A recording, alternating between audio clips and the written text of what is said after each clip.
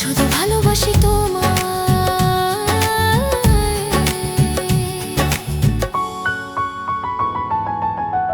তোকে কি বললাম তুই সেটা বুঝতে পারিসনি? নাকি বুঝাও না বুঝার অভিনয় করছিস? হ্যাঁ, তুই কিসের জন্য রামের পিছনে পড়েছিস? হ্যাঁ, রামকে বিয়ে তো অনেক দূরের কথা, সে তোকে পছন্দও করে না।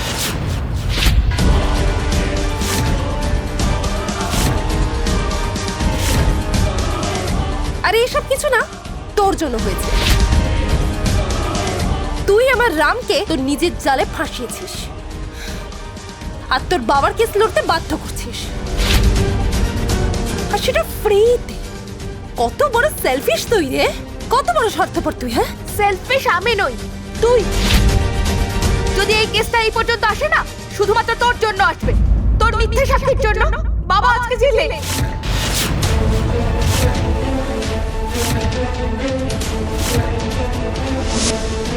হ্যাঁ, এটাই তো আমাদের রাকেশ। হে একদিন তো বাবার। আর তুই আমাকে সেলফিশ বলছিস?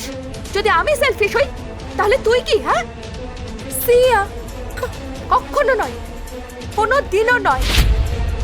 আমার কাছে তো তুই সারা জীবন রুহি থাকবি, সেই রুহি সে তার জীবনে যতবার নিঃশ্বাস নেয় ততবার মিথ্যে বলে। তুই হতে একটা মিথ্যাবাদী। আর এইসব করে তুই কি লাভ পাস? আনন্দ, খুব আনন্দ চিকি, খুব আনন্দ। তুই যখন কাঁদিস, কষ্ট পাস, তখন তোকে দেখে না আমার খুশিতে ভরে ওঠে মন।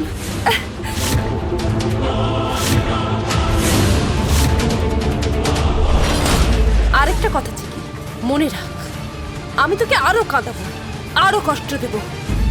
যতদিন অব্দি তুই আমার রামের থেকে দূরে চলে যাচ্ছিস না, ততদিন অব্দি আমি তোকে কষ্ট দেব।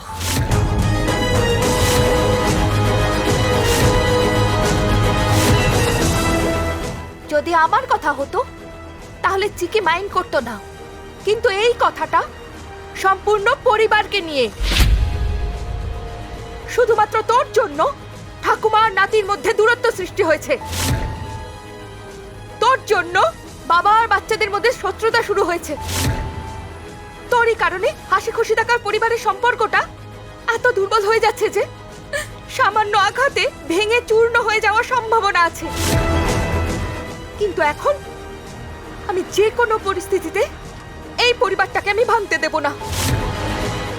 আমি এক্ষুনি গিয়ে সব সত্যি কথা বলে দেব। যে শ্যাম জেল থেকে বেরোলো আর আমাকে কিডন্যাপ করলো, এই সব কিছু প্ল্যানিং তুই করেছিস।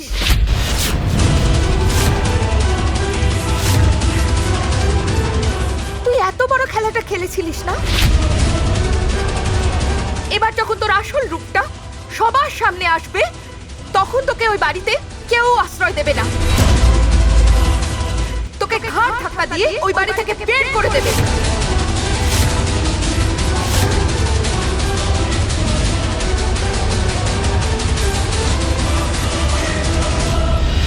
God damn it!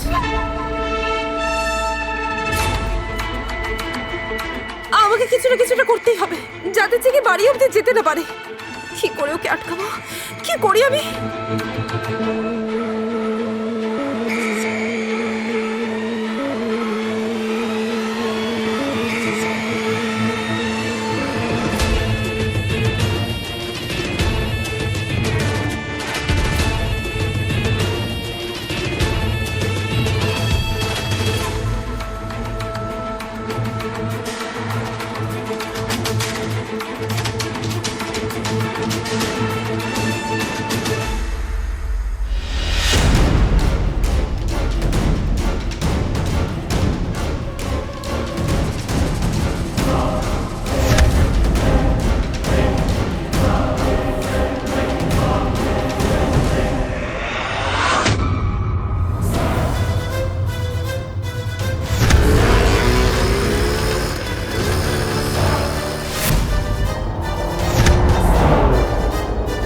রামের তো বাড়ি ফিরতে সময় লাগবে, এখনই সবকিছু জানিয়ে দেওয়াটা ঠিক হবে।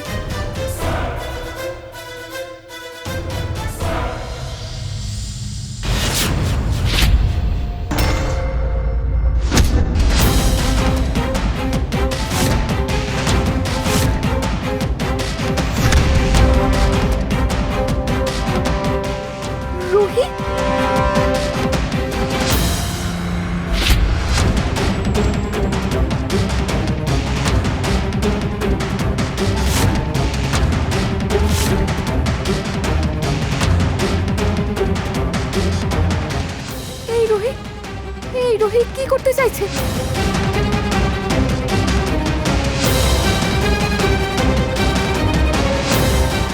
দাদা একটু স্পিডে গাড়ি চালান।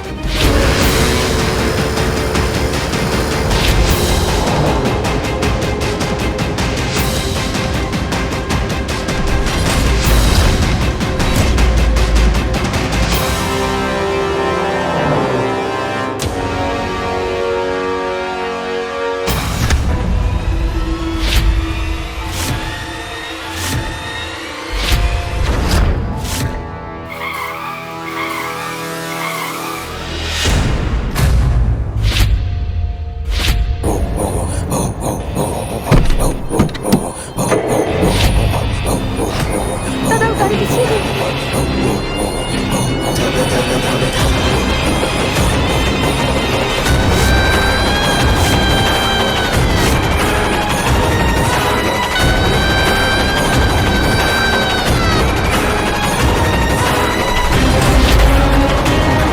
দাদা যখনই ওই গাড়িটা আমাদের দিকে আসবে তখনই এই গাড়িটা সাইড করে দিবি।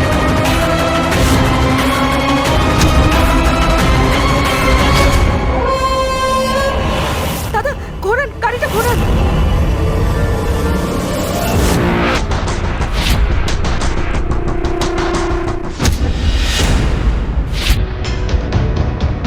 তাড়াতাড়ি চালান গাড়ি, তাড়াতাড়ি দাদা।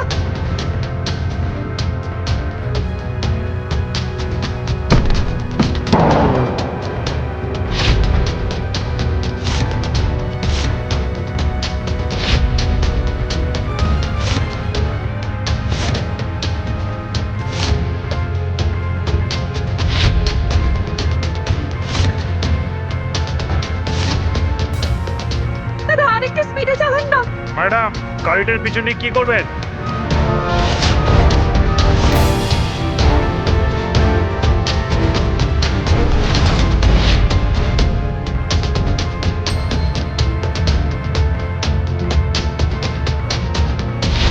আজ তুই বাঁচতে পারবি না চিকি।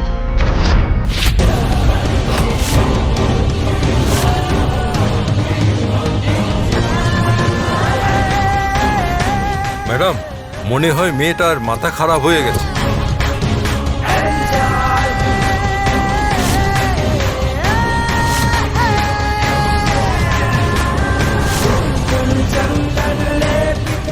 আজ তার গ্রহ খারাপ চিকি। যদি আমার কথা শুনে রামকে ছেড়ে তুই চলে যেতিস তাহলে বেঁচে যেতিস তুই আজ। কিন্তু আজ তুই আর বাঁচবি না। আজ তুই অবশ্যই মরবি।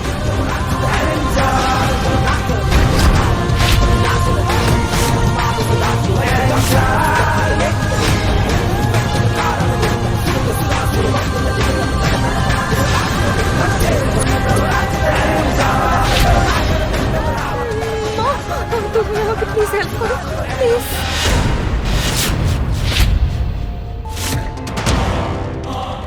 দাদা দাদা আপনি সোজা চলুন, একেবারে সোজা চলুন।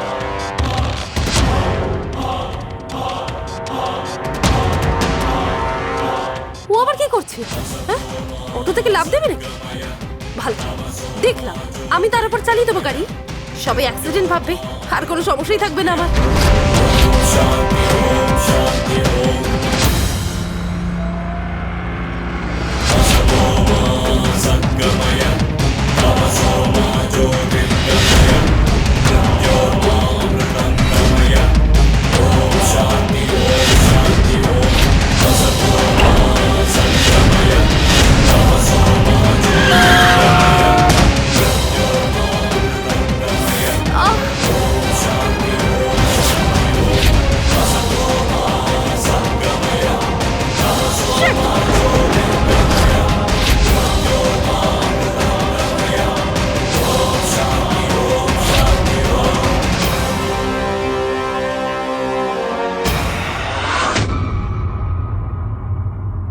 আজকে আমাকে মারার চেষ্টা করছিল না? সবার সামনে আমি সব সত্যি কথা বলে দেব, তারপরে দেখব তুই কেমন করে বাঁচিস।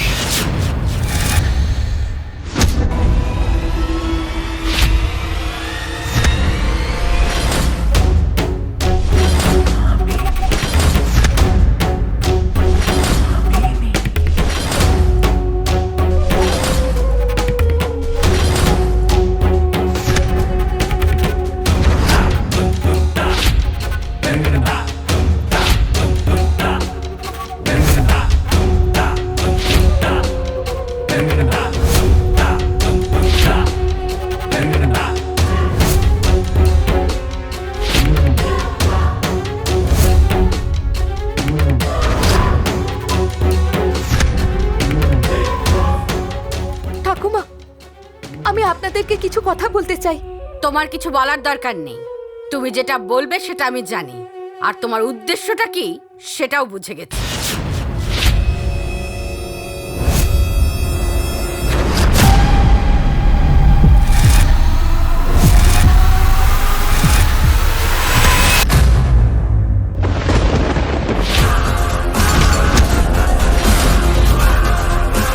রুহি, এইসব সিয়া, বল তোর এই অবস্থা কে করেছে?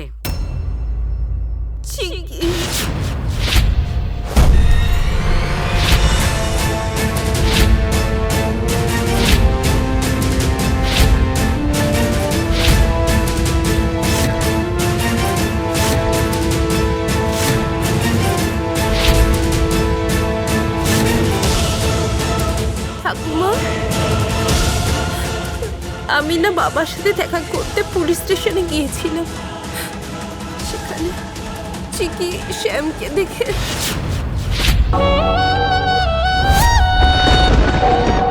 ওদের দুজনের ভেতর খুব ক্লোজ কথা হচ্ছিল। শুধু কথা না, ওই শ্যাম চিকির হাতও ধরেছিল।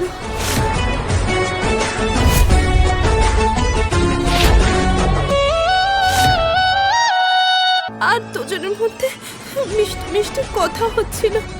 আমি অনেক বোঝাবার চেষ্টা করেছিলাম ওকে যে চিকি তুই যা করছিস সেটা ভুল। ঠাকুমা, চিকি আমাকে ধমক দিয়ে বলল, এই কথা যদি তুই কাউকে বলিস তাহলে আমি তোকে প্রাণে মেরে ফেলবো।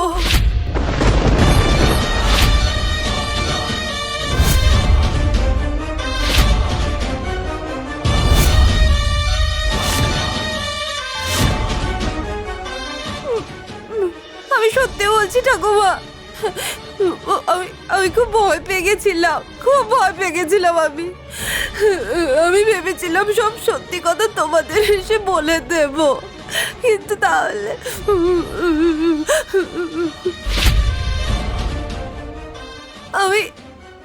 আমি যখন রাস্তা দিয়ে আসছিলাম ও আমাকে অ্যাক্সিডেন্ট করে মারার চেষ্টা করলো।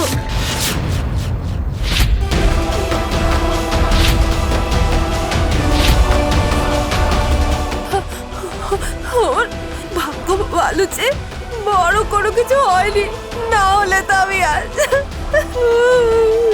এই সব কিছু মিথ্যে বলছে ঠাকুমা। রুহি এখানে এসে ওর মনের মতো গল্প বলছে।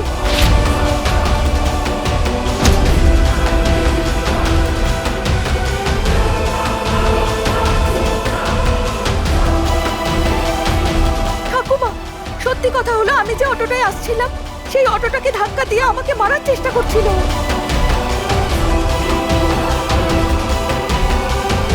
কিন্তু ও এখানে এসে সবার সামনে মিথ্যে কথা বলছে।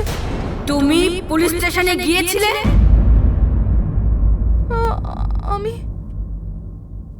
আমি আমি গেছিলাম ঠাকুমা।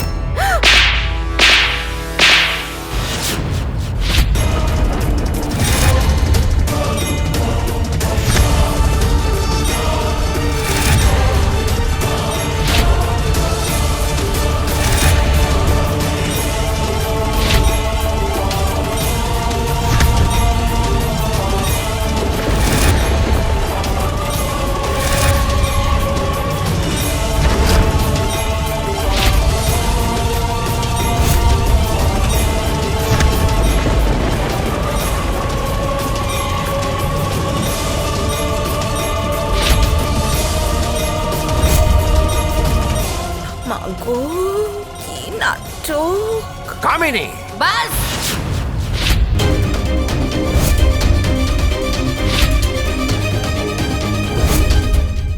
আজকের পর আমি বলবো আর সবাই চুপচাপ শুনবে। ঠাকুমা, আমি সত্যি কথা বলছি, আমি কোনো ভুল করিনি। আমাকে একটু বিশ্বাস করুন ঠাকুমা, আমি কিছু করিনি।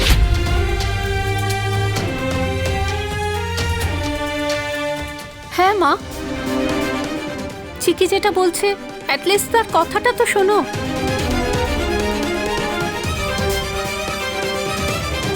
দিদি, আর কি বাকি আছে যে সে বলবে? হ্যাঁ, হ্যাঁ, শ্রিয়া তো চমৎকারভাবে সবাইকে সত্যি কথাই বলেছে। ও আর কি বলবে? দিদি, এই চিক্কি তোমার এত প্রিয় হয়ে গেছে যে মা, সিয়া, আমাদের সবার কথা তোমার মিথ্যে মনে হচ্ছে। দেখো মাধবী, আমি কারুর কথাকেই মিথ্যে বলিনি।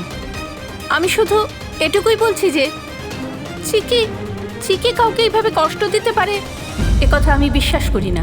ব্যাস সুগন্ধা, তোমাকে এবার সিদ্ধান্ত নিতেই হবে যে তোমার এই মেয়েটাকে দরকার নাকি পরিবার।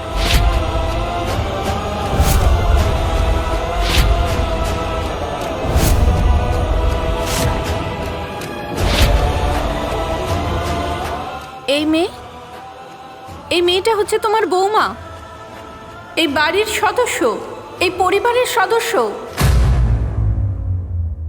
না, ওর মতো একটা বাজে মেয়ে কোনো একটা ভালো বংশের বউ হওয়ার যোগ্য নয়।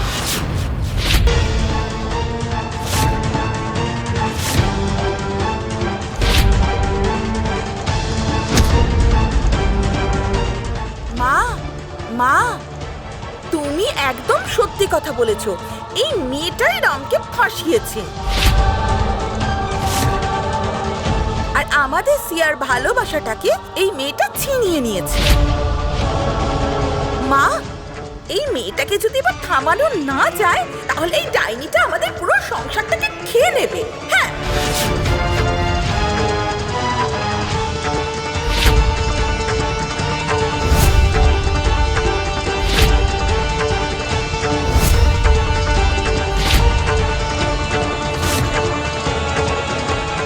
কিন্তু ঠাকুমা, এই বিয়েটা রামের ইচ্ছেতেই হয়েছে, আর শেষটা আমার ইচ্ছে মতো হবে।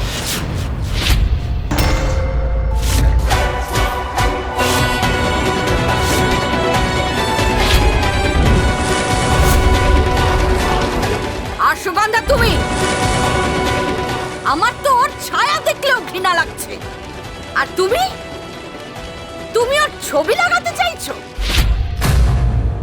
সেটা কখনো সম্ভব না।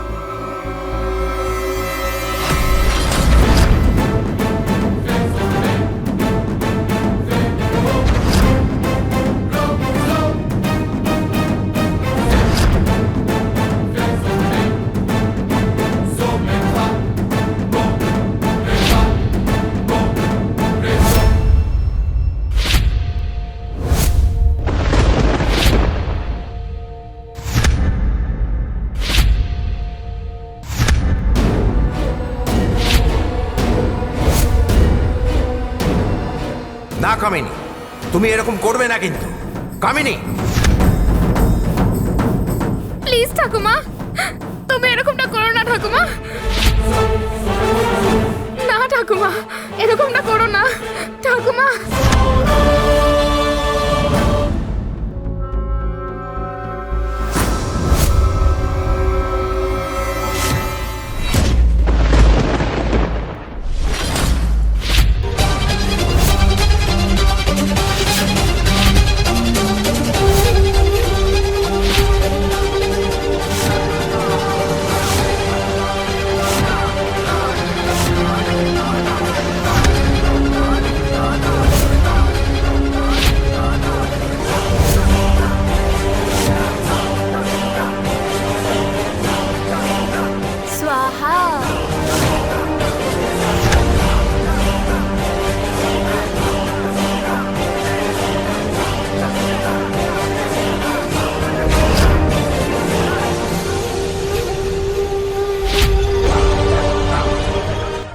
দেখো চিকি, ওটা কোনো ছবি নয়, তুমি জ্বলছো।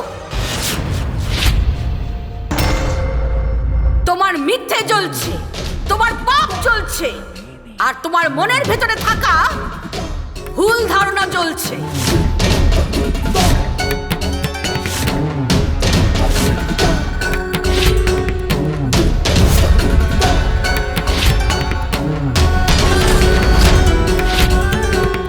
নিজের চোখে দেখো চিকি, তোমার আর রামের মধ্যে থাকা সম্পর্ক সেটা এখানে জ্বলে পুড়ে যাচ্ছে। দেখো।